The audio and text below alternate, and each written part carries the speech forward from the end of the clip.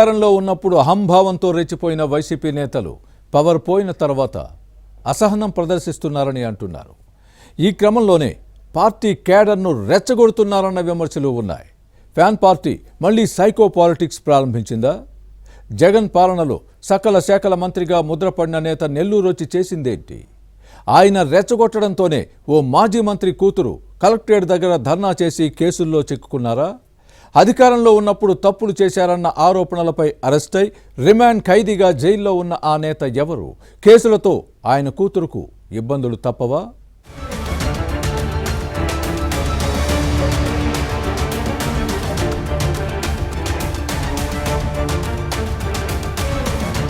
YCP పెద్దల మాట విని కొందరు నేతలు ఇబ్బందులు పడుతున్న విషయం కళ్ల ముందు కనిపిస్తున్నా పార్టీ నేతలకు బుద్ధి రావడం లేదు.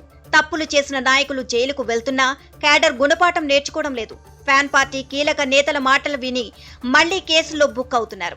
ఇక క్వాడ్స్ అక్రమ తవ్వకాల వ్యవహారంలో అరెస్ట్ అయి జైల్లో ఉన్న మాజీ మంత్రి కాకాని గోవర్ధన్ రెడ్డి కుమార్తె పూజితారెడ్డిపై ఇటీవల ఎఫ్ఐఆర్ నమోదైంది.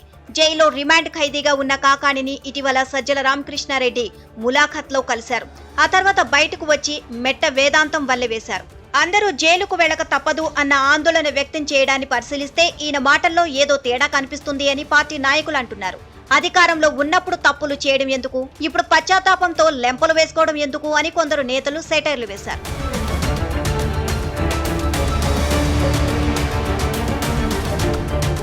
నెల్లూరు సెంట్రల్ జైల్లో కాకాని గోవర్ధన్ రెడ్డిని పరామర్శించిన తర్వాత మాజీ మంత్రి ఇంటికి వెళ్లి కుటుంబ సభ్యులను ఓదార్చారు సజ్జల.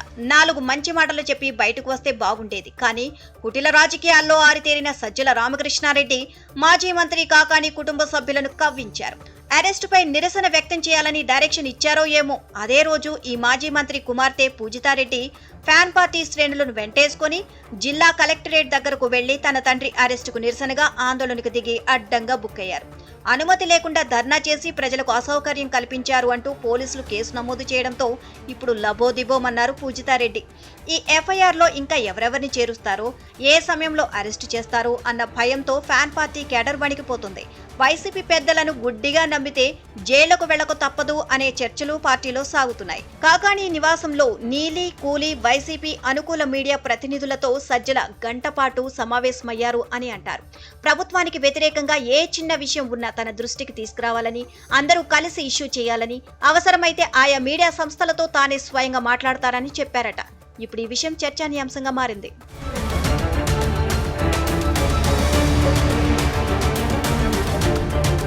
చిన్న విషయాన్ని పెద్దది చేయడం వైసీపీ నేతల నైజం. అబద్దాలను పదే పదే జనంలోకి తీసుకువెళ్లి గోబెల్స్ ప్రచారం చేయడం నీలి కూలీ మీడియా పని. కూటమి ప్రభుత్వానికి వ్యతిరేకంగా విషం చిమ్మడం ఫ్యాన్ పార్టీ అనుకూల ప్రచార మాధ్యమాలకు వెన్నతో పెట్టిన విద్య. జగన్ జమానాలో ఎటూ ప్రగతి లేదు, ఇప్పుడు అభివృద్ధి కళ్లకు కనిపిస్తుంది. దీన్ని చూసి ఓర్చుకోలేని గత పాలకులు దుష్ప్రచారానికి దిగే దుస్సాహసం చేస్తూ ప్రజల్లో మరింత పలుచనవుతున్నారు. 2029లో అధికారంలోకి వచ్చేది వైసీపీనేనని ప్రగల్భాలు పలుకుతున్నారు. అయితే ఫ్యాన్ పార్టీ అల్పబుద్ధులకు ప్రజలు మళ్లీ అధికారం ఇస్తారు అనుకోవడం పొరపాటే, భ్రమే అవుతుంది అని పొలిటికల్ పరిశీలకులు భావిస్తున్నారు.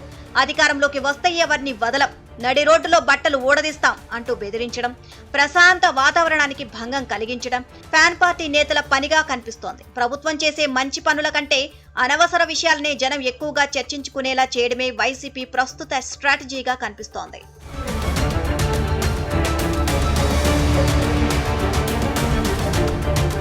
అరెస్టుకు ముందు మాజీ మంత్రి కాకాని గోవర్ధన్ రెడ్డి ప్రభుత్వంపై అక్కసు వెళ్లగక్కేవారు. ఆయన దానికి కాని దానికి పోలీసులపై విరుచుకుపడ్డారు.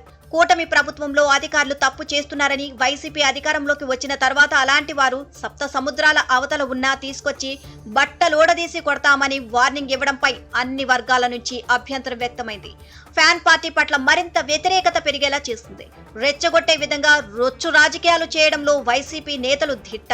ఏదైనా తేడా వస్తే తప్పైపోయిందని నాలుక ఖర్చుకోవడం వారి నైజం. కావలి ప్రభుత్వ ఆసుపత్రుల్లో మారణాయుధాలతో రెచ్చిపోయిన అల్లరి మూకలపై పోలీసులు కేసు పెట్టారు. అప్పుడు కూడా ఈ మాజీ మంత్రి రెచ్చగొట్టే వ్యాఖ్యలు చేసి చివరికి చిక్కుల్లో పడ్డారు. వైసీపీ హయాంలో sand, mine, wine, gravel mafia రెచ్చిపోయింది.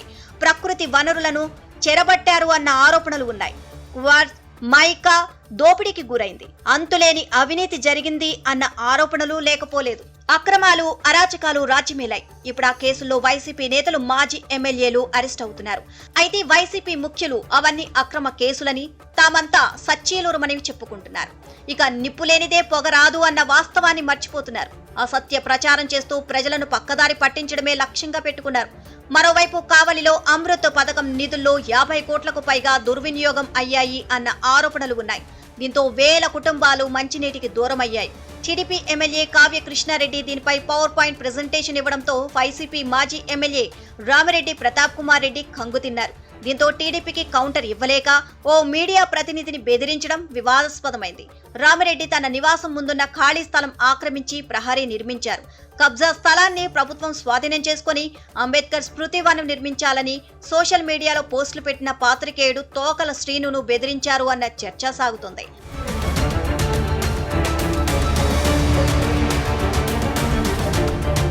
మొత్తం మీద నెల్లూరు జిల్లా వైసీపీ మాజీ ప్రజా ప్రతినిధులు నేతల వ్యవహారం ప్రజలకు బాగానే అర్థమవుతోంది. అధికారంలోకి వచ్చాక అంటూ అందరినీ బెదిరించడం ఆశ్చర్యానికి గురి చేస్తుంది. మరి వీటన్నిటిని కూటమి ప్రభుత్వం ఎలా తిప్పుకొడుతుందో చూడాలి.